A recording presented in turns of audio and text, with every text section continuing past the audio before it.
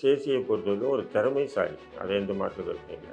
இன்னைக்கு திறமைசாலி இல்லாம இருந்திருந்தா, இந்த மோட்டு குச்சிய கூட்டு வந்து மிக ஒரு சூப்பர் ஸ்டார் ஆக்கியிருக்க வாய்ப்பே இல்ல.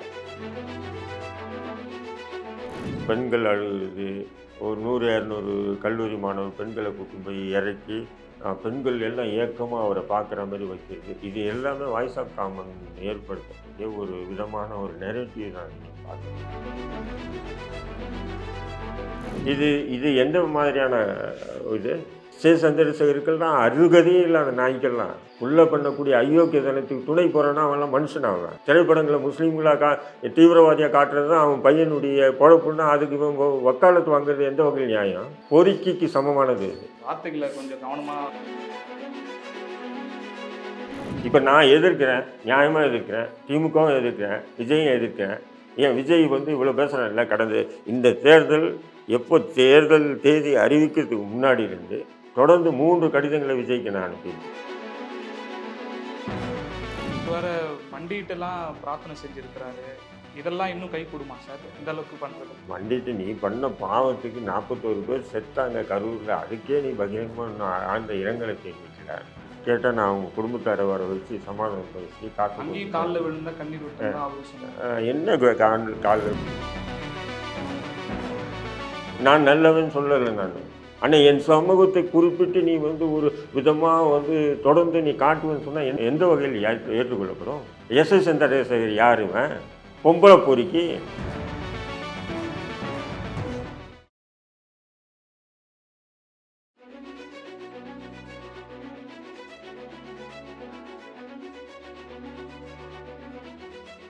IBN தமிழ் நேயர்களுக்கு வணக்கம். இன்றைய சிறப்பு நேர்காணலில் நம்முடன் இணைந்திருப்பவர் தடா ரஹீம் அவர்கள். வணக்கம் சார். வாங்க. விஜய் அவர்கள் மேலே ஒரு தொடர் குற்றச்சாட்டு இருந்தது. குற்றச்சாட்டு தாண்டி ஒரு சந்தேகமே இருந்தது. என்னன்னா, விஜய் அவர்கள் 6 மணிக்கு மேலே ஏன் பிரச்சாரம் செய்ய மாட்டாரு, அனுமதியே கொடுத்தாலும் அதை ரத்து பண்ணிட்டு அவர் வீட்டுக்கு போயிடுறாருன்ற கேள்வி எல்லார் மத்தியிலும் இருந்தது. ஆனால் அதற்கு அவங்க அப்பா விடை என்ன கொடுத்துருக்காருன்னா, கரூரில் இரவு நேரங்களில் தான் இது மாதிரியான சம்பவம் நடந்தது, இவ்வளோ உயிரிழப்புகள் ஏற்பட்டது, அதே மாதிரி மீண்டும் நடக்கக்கூடாது, அதற்காக தான் 6 மணிக்கு மேலே பிரச்சாரத்தை தவிர்க்கிறார் விஜய் அப்படின்னு சொல்லியிருக்காரு. இந்த விடை எப்படி சார் நீங்கள் பார்க்குறீங்க, அவர் கொடுத்த விடை? புள்ள செய்த விஷயத்துக்கு அப்பா மட்டும் கொடுப்பது இயல்பு தானே. ஒரு மகன் தவறே செஞ்சால் கூட என் மகன் நல்லவன் சொல்லக்கூடிய காலம் தான் இது இருக்கா இல்லைங்க. அதில் எஸ்எஸ்சி வந்து விதிவிலக்காக முடியாது. இப்போ அந்த அடிப்படையில் தான் நீங்கள் பார்க்க முடியுமே தவிர, மற்றபடி கரூர் விஷயத்துக்கு ஏன் அப்படி 6 மணிக்கு மேலேன்னு சொன்னால், நீ 6 மணிக்கு வரேன்னு சொல்லிவிட்டு நீ போகல.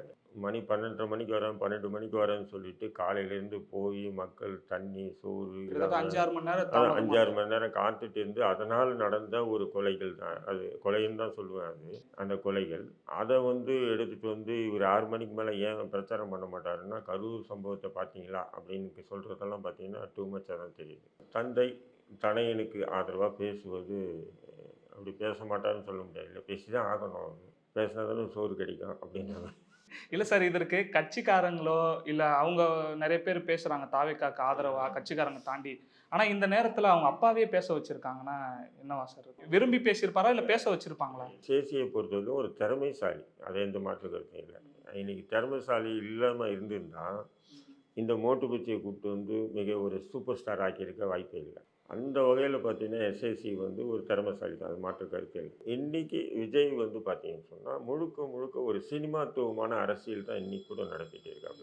நீங்கள் அந்த பெண்ணை அழுகிற மாதிரி, விஜய் அண்ணா அப்படின்னு கதற மாதிரி, இது எல்லாமே பார்த்தீங்கன்னு சொன்னால் ஒரு செட்டிங் தான். இன்ஃப்ளூயன்சர் வச்சு பண்ணிகிட்டு இருக்காங்க. நேற்று கூட பார்த்தீங்கன்னா அந்த வண்டியில் அவனே யாரையுமே கிட்ட சேர்க்க மாட்டான். அதில் ஒரு பெண்ணு கல்யாணமான தம்பதிகள் வந்து ஏறுற மாதிரி, அதுவும் ஒரு ஒரு விதமான செட்டிங் தான். நேற்றே ஆனால் இணையத்தில் நீங்கள் குறிப்பிட்ட மாதிரி இணையத்தில் எல்லாம் பவன் கல்யாணோட இதை ஒப்பிட்டு போகிறாங்க சார். அதாவது அவர் என்னென்னலாம் பண்ணாரோ, கல்யாணம் மட்டும்தான் அந்த ஜோடிகளை வச்சு இது பண்ணல, அதையும் பண்ணிட்டாரு, இன்னும் மருத்துவமனையில் அனுமதிக்கலை அப்படின்ற மாதிரி தான் பேச்சுக்கள் வருது. இல்லை, அதான் சொல்கிறேன். அப்போது முழுக்க முழுக்க ஒரு சினிமா. ஏன்னு சொன்னால் அவங்ககிட்ட வந்து ஒரு ஐடி விங் வச்சுருக்காங்க. ஆதவர்ஜுனா வந்து ஒரு இது வச்சுருக்காரு இல்லையா, என்னது வாய்ஸ் ஆஃப் காமனில் பார்த்தீங்கன்னா ஒரு 150-200 பேர் வேலை செய்கிறாங்க. அந்த 200 பேருக்கு வேலையே என்ன சொன்னால் இதுதான், விஜயே ப்ரமோட் பண்ணணும், தாவேக்காவுக்கு ப்ரமோட் பண்ணணும். நீங்கள் அது அந்த பெண்கள் அழுகுறது, ஒரு 100-200 கல்லூரி மாணவர் பெண்களை கூட்டும் போய் இறக்கி பெண்கள் எல்லாம் ஏக்கமாக அவரை பார்க்குற மாதிரி வைக்கிறது, இது எல்லாமே வாய்ஸ் ஆஃப் காமன் ஏற்படுத்தக்கூடிய இருக்கக்கூடிய ஒரு விதமான ஒரு நெரேட்டிவ் தான் அது நீங்கள் பார்க்கணும். பட்டு அப்படி தாவேகாவுக்கு மக்கள் பெரும் அறுதி பெரும்பான்மை இருந்துன்னு சொன்னால் தாவேகா வேட்பாளர்கள் கூடவே அவ்வளோ மக்கள் போவாங்க. கண்டிப்பா. எல்லாமே பார்த்தீங்கன்னு சொன்னால் எல்லாம் தாவேகா வேட்பாளர்கள் பார்த்தீங்கன்னா பெரிய அளவுக்கெல்லாம் மக்கள் போகல. அதிமுக கூட போகிற கூட்டம், திமுக வேட்பாளர் கூட போகிற கூட்டம், தாவேகா வேட்பாளர் கூட போகிறதில்ல.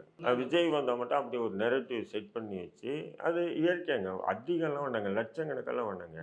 இப்போ பெரம்பூருக்கு வர்றாருன்னா ஒரு 5000 பேரை திரட்டினா போதும். அது 5000 பேரில் ஒரு 2000 பெண்களை, ஒரு 3000 ஆண்களை, 3000 பேர் ஜென்ஸை திரட்டிட்டாங்கன்னா, அந்த 5000 பேர் ஒரு சிறிய பகுதியில் போய் நின்னாங்கன்னா, அத பார்க்கறதுக்கு ஒரு 10,000 பேர் கூடுவாங்க. விஜய்க்கு வந்து பார்த்தீங்கன்னா, கட்டுக்கடங்காத கூட்டம். இப்ப கன்னியாகுமரி போகும்போது பார்த்தீங்கன்னா, கடல் போல் லட்சக்கணக்கில வந்தாங்க. ஒரு மயிரும் இல்ல. ஒரு 10,000 பேர் கூட்டுனா போதும். அது 10,000 பேர் அவன் ரசிகர்களே இருப்பாங்க. புரியுதுங்களா? கன்னியாகுமரி போனோம்னா எல்லா ஊடகங்களும் "பா விஜய் தான்பா" அப்படின்ற மாரி நெறைய பேர் வந்து யூடியூப்ல பார்த்தீங்கன்னு சொன்னா, நெறைய அப்படி ஒரு நேரேட்டிவ் செட் பண்றாங்க. நான் என்ன கேட்கிறேன், அங்க வந்த கூட்டம் 10,000 பேர் இருப்பாங்க. அது ஒட்டுமொத்த கன்னியாகுமரி, நெல்லை இது சார்ந்த பகுதி. அப்போ ஒரு 10,000 இல்ல 1,00,000 வச்சுங்க நீங்க. அப்போ அந்த 4 மாவட்டத்துக்கு 1,00,000 வாக்கு வாங்குனா விஜய் முதல்வர் ஆயிடுவாரா? யோசனை பண்ணி பாருங்க. அப்ப இதெல்லாம் மையப்படுத்தி கணக்கு பண்ணி முதலமைச்சர் ஆயிருவோன்றது கூட்டத்த வச்சு எதுவும் கூட்டத்த கணக்கு வச்சு பண்ண முடியாதுன்னு சொல்ல கணக்கு வர்றீங்க. பண்ண முடியாது. 2வது சினிமாத்துவம். அந்த சினிமாத்துவத்தோடவே போறாப்புல. இன்ன வரையிலும் அவன் அந்த சினிமா விட்டு விலகல. இதுக்கு முன்னாடி திரைக்கு முன்னாடி நடிச்சுட்டு இருந்தாப்புல. இப்போ திரைக்கு வெளியே நடிக்கிறாப்புல. அப்படிதான் நீங்க பார்க்க முடியும். எல்லாம் விட்டுட்டு வந்தேன், எல்லாம் விட்டுட்டு வந்தேன். உங்களுக்காக இழந்திருக்கேன், உங்களுக்காக இழந்திருக்கேன். என்ன இழந்தான் அவன்? இல்ல தன்னுடைய சொத்துக்கள் எல்லாம் வந்து அரசுடைமை ஆக்கிட்டானா? ஜாகீர் சைன் மாரி. இல்ல சார், தமிழ்நாட்டுக்கு தத்து குடுத்துட்டோம் விஜய் அப்படின்னு சொல்லி அவங்க அப்பா பதிவு பண்ணியிருக்காரு. இதுக்கு மேல என்ன சார்? எல்லாத்தையும் விட்டு குடுத்ததா வந்ததுதானே அர்த்தம். அததான் சொல்றேன். தத்து குடுத்தேன்னு சொன்னா, அவனுடைய சொத்தெல்லாம் மக்களுக்கு எழுதி குடுத்துட்டாரா? அனாதை இல்லங்களுக்கு எழுதி குடுத்துட்டாரா? ஏழை எளிய மக்களுக்கு பகிர்ந்து குடுத்துட்டு, இன்னைக்கு பிச்சைக்காரனா இருக்கானா விஜய்? ஏங்க தனி விமானத்தில வரான். அவன் வச்சிருக்கிற கேரவன் வாகனமே பார்த்தீங்கன்னா, பல கோடி ரூபாய் ஆகும். 5 நட்சத்திர ஹோட்டல்ல கூட அவ்வளோ சொகுசு இருக்காது. அந்த அளவுக்கு சொகுசான ஒரு கேரவன் வாகனம். பவுன்சர்கள், உன்னுடைய ரசிகர்கள் கூட நீ நம்பாம பவுன்சர்கள வச்சுட்டு உலா வர நீ. எம்ஜிஆர் இந்த வேலை செய்யல. ஜெயலலிதா இந்த வேலை செய்யல. யாருமே அந்த வேலைய செய்யல. நீ பவுன்சர்கள் பாதுகாப்போட தான் போற. உன் ரசிகர்களே நீ நம்பலையே இன்னும். உன் தொண்டர்களையே நீ நம்பலையே இன்னும். புரியுதுங்களா உங்களுக்கு? அடிக்கடி என்ன பண்றதுன்னா, சில சுள்ளானுங்கள பிடிச்சு, அதான் அந்த வாய்ஸ் ஆஃப் காமன்ல அது மூலியமா ஒரு ட்ரெண்ட் உருவாக்குறாங்க. விஜய், விஜய், விஜய், விஜய்ன்ற மாரி அந்த வீடியோக்கள போட்டு, அது வாய்ஸ் ஆஃப் காமன் இல்லாம வெவ்வேறு மக்களா போடுற மாரி. எல்லாமே செட்டிங் அது. எனக்கு புருஷனுடைய விஜய் தான் பிடிக்கும்னு சொல்றது செட்டிங். இதெல்லாம் திட்டமிட்டு பேச வைக்கிறது. செட்டிங் அது. வீட்டுக்கு முன்னாடி கோலம் போட சொன்னா. தமிழ்நாட்டு மக்கள் எந்த மக்களும் போடல. கடைசியா இவனும் போயிட்டு என்ன பண்ணான், செட்டிங் பண்ணி பெரம்பூர்ல 2 இடத்துல கோலம் போட்டான். பார்த்தீங்களா இல்லையா? போட்டார் தான் சார். அத மத்த இடத்துல போடலன்னு சொல்லி நம்ம எப்படி மறுக்க முடியும்? இல்ல எங்கேயும் நடக்கல அது. நடந்ததுன்னா இவனுங்க வாய்ஸ் ஆஃப் காமன் எல்லாம் பார்த்தீங்கன்னா, சும்மா இல்லைங்க. ஒரு 500 பேர்கிட்ட 300, 400 பேர்கிட்ட வேலை செய்றாங்க. அங்கங்க வீடியோ வச்சு சுத்துறானுங்க. அவனுங்க அந்த வீடியோலாம் எடுத்து போட்டுருப்பானுங்க. விஜய் சொல்லி கூட, உங்களுடைய வீடு வாசல்கள் கோலம் போடுங்கன்னு சொல்லும்போது கூட, அந்த நிர்வாகி வீட்டு வாசல்ல கூட கோலம் போடலையா அவனுங்க. இதெல்லாம் இப்ப திட்டமிட்டது தான். இது எல்லாமே வந்து ஒரு விதமான நெரேட்டிவ உருவாக்குறாங்க. ஒரு மாஸ் ஹீரோ, மாஸ் அவருக்கு இருக்கு. ஆனா ஓட்ட பிரிப்பான். அது எந்த மாற்று கருத்து இல்ல. ஒரு 10 விழுக்காடுக்கு மேல ஓட்டு வாங்குவான். 10, 12, 13 விழுக்காடு வாங்குவான். அந்த அவன் ஓட்டு எவ்வளோ அதிகரிக்க திமுகவுக்கு விழக்கூடிய மரண அடி தான் அது. ஏன்னா விஜய்க்கு முழுக்க முழுக்க கிறித்துவ வாக்குகள் போகுது. எத்தனை பாதியரை கூப்பிட்டு திமுக வந்து காம்ப்ரமைஸ் பண்ணி பேட்டி கொடுக்க வச்சாலும், கிறித்துவ வாக்குகள் விஜய்க்கு போகுது. ஓகே. அவரு வேற மண்டியிட்டுலாம் பிரார்த்தனை செஞ்சிருக்கிறாரு. இதெல்லாம் இன்னும் கைகூடுமா சார்? இந்த அளவுக்கு பண்றது? மண்டிட்டு நீ பண்ண பாவத்துக்கு 41 பேர் செத்தாங்க கரூர்ல. அதுக்கே நீ பகிரங்கமா இன்னும் ஆழ்ந்த இரங்கலை தெரிவிக்கல. கேட்டா நான் அவங்க குடும்பத்தாரை வர வச்சு சமாதானம் பேசி காசு அங்கேயும் கொடுத்துட்டேன். கால்ல விழுந்தா கண்ணீர் விட்டேன்னு தான் அவரும் சொன்னாரு. என்ன காலில் விழுந்து கண்ணீர் விட்டேன். இதெல்லாம் வந்து எப்படின்னு சொன்னா, அதாவது நம்ம பண்ண தப்புக்கெல்லாம் கடவுள் முன்னாடி உட்காந்து பாவ மன்னிப்பு கேட்டா பாவ மன்னிப்பு கிடைச்சிருமா? இப்போ நல்லவன் அயோக்கியனுக்கு வேறுபாடு இல்லாமல் போயிடுமே. அயோக்கியத்தனம் முழுக்க பண்ணிட்டு கடைசியா கடவுள் முன்னாடி உட்காந்து பாவ மன்னிப்பு கேட்குறேன்னு சொன்னா என்ன ஆகும்? ஏதோ தெரியாத பாவங்கள் இறைவன் மன்னிப்பான். ஏன்னா தெரிஞ்சு செய்கிற பாவங்கள் எல்லாம் விஜய் போன்ற நபர்கள்லாம் பாவங்களுக்கு மன்னிப்பே இல்லைன்னு சொன்னாங்க. ஏதோ நீங்களோ நானோ அறியாமல் செய்கிறோம் பார்த்தீங்களா? அந்த பாவங்களுக்கு இறைவன் அது எந்த இறைவனாக இருந்தாலும் நிச்சயம் நமக்கு மேலே ஒரு சக்தி இருக்குது. அந்த சக்தி நமக்கு வந்து காப்பாற்றுவான். ஆனால் நம்ம தொடர்ந்து தெரிஞ்சே செய்கிறோம் பார்த்தீங்களா? அந்த பாவங்களுக்கெல்லாம் மன்னிப்பே இல்லை. இப்போது விஜயை பொறுத்தவரைக்கும் நான் எல்லாத்தையும் விட்டு வந்தேன். என்ன விட்டு வந்தேன்? தனி விமானத்தில் தான் வரையா நீ? பவுன்சர் கூட சூழ வர ஏற்கனவே இசட் பிரிவு பாதுகாப்பு இருக்குது. அது அச்சுறுத்தல் காரணமாக கொடுக்குறாங்க சார். இல்லை அச்சுறுத்தல் இல்லை, இது நான் என்ன சொல்கிறேன், அச்சுறுத்தல் காரணமாக கொடுக்குறாது வேறு விஷயம். நான் என்ன சொல்கிறேன், நீ வந்து ஒரு மக்களோட மக்களாக இரு, உன்னை நேசிக்கிறாங்கன்னு சொல்கிறேன். 10 பேர் ஓடி வரான் ரசிகர்கள், சைக்கிளை போட்டு என்ன ஓட்டம், ஓடி போய் கேரவனில் ஏறிக்கிட்டேன். உன்னை கொல்ல வரலையா அவனுங்க?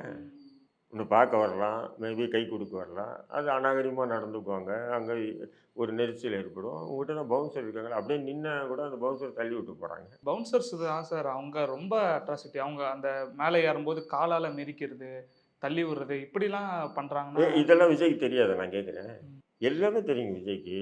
அப்படி ஒரு இது, அதாவது பாருங்க, நேற்று விஜயே அவனுங்க ஏய் அப்படி அப்படின்னு மிரட்டினாரு. மிரட்டுறாப்புல, அவனுங்க கேட்குற மாதிரி இல்லை. நீ என்ன இது வரையும் அரசியல் படுத்தியிருக்க, நீ என்ன பேசியிருக்க, மேடையில் இருந்தால் 5 நிமிஷம் டிஎஸ்சிக்கு திமுக, டிவிக்கும் திமுகவுக்கு தான் வந்து போட்டி, அடுத்தது நான் எல்லாத்தையும் இழந்து வந்திருக்கேன், உங்களுக்காக வந்திருக்கேன், இதை தவிர வேறு என்ன பேசியிருக்காங்க?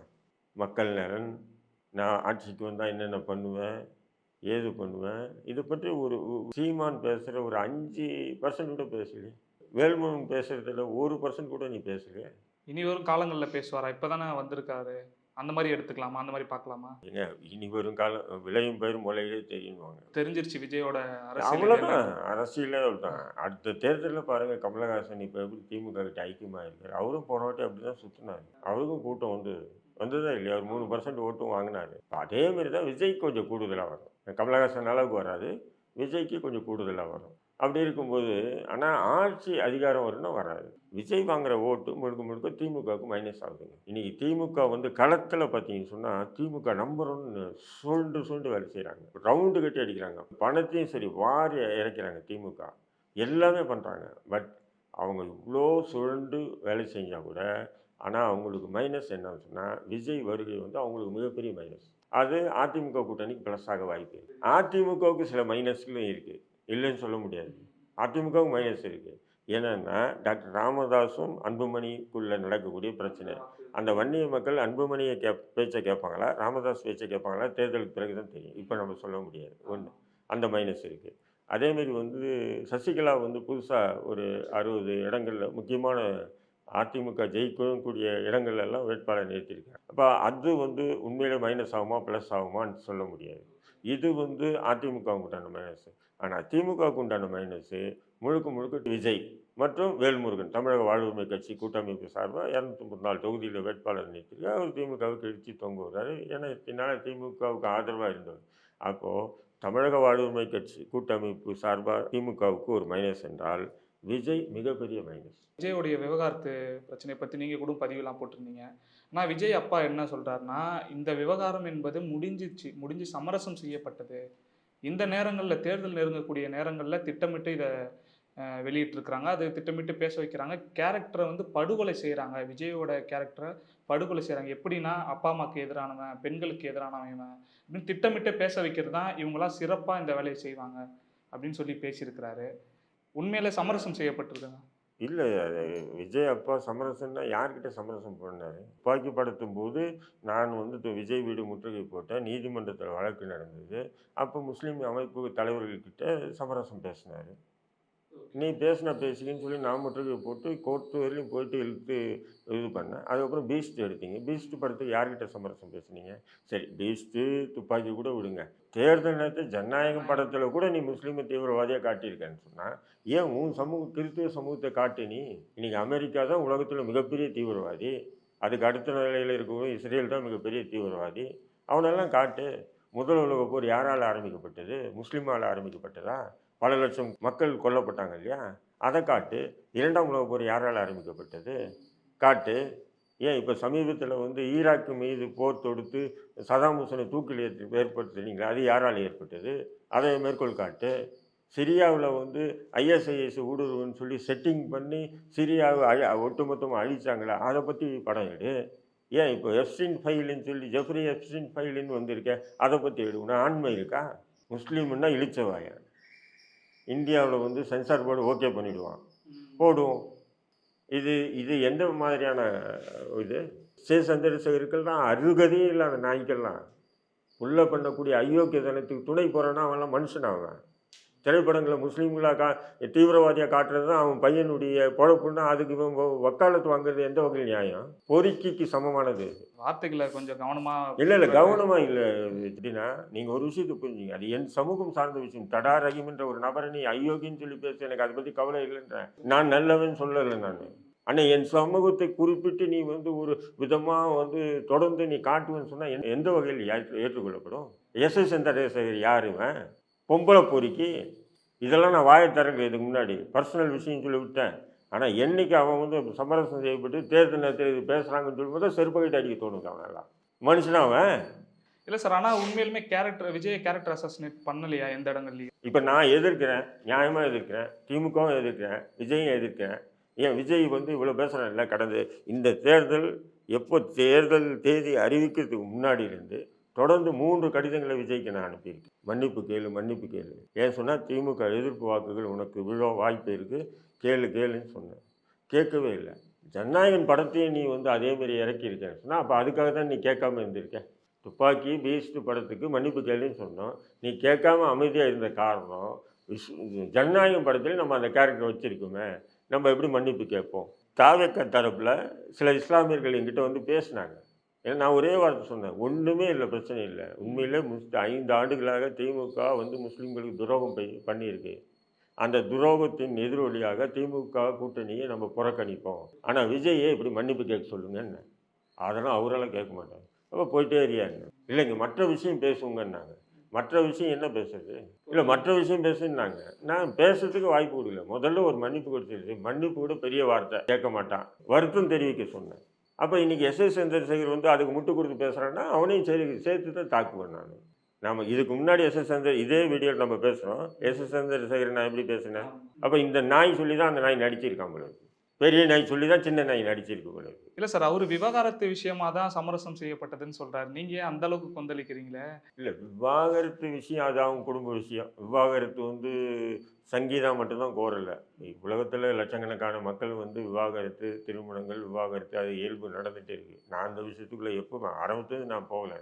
அது பர்சனல். சில பேர் சொல்லுவாங்க நடிகை கூட தொடர்பு இருக்குது, அவ கூட தொடர்பு இருக்குன்னு சங்கீதா மனு தாக்கல் பண்ணியிருக்காங்கன்னு. நானும் சொல்கிறேன், எப்பவுமே ஒரு பெண் தன் கணவனை விவாகரத்து கோர்றாங்கன்னா புருஷன் செய்யாத தவறெல்லாம் கூட செஞ்சுதான் மேற்கோள் காட்டிதான். ஏன்னா விவாகரத்து கோர்றதுக்கு ஒரு லாஜிக், அந்த லாஜிக்காக எக்ஸ்ட்ரா ஃபிட்டிங் எல்லாம் போடுவாங்க. அதேமாரி சங்கீதா கோரியிருக்கலாம் அப்படின்னு தான் நம்ம பேசியிருக்கோம். பட் என்னை பொறுத்தவரையிலையும் இந்த முஸ்லீம் தீவிரவாதிகளை ஆக்கிறது, பயங்கரவாதிகள் ஆக்கிறது, சமூகத்தில் அவங்க ஒரு விதமான ஒரு கேரக்டரை கொண்டு வரதெல்லாம் மிகப்பெரிய ஒரு தவறு. பொறுத்திருந்து பார்ப்போம் சார். தேர்தல் முடிந்த பிறகு மீண்டும் ஒரு நேர்காணல் சந்திப்போம். இதெல்லாம் எப்படி விஜய்க்கு எதிரொலிக்குதுன்ட்டு. மிக்க நன்றி சார்.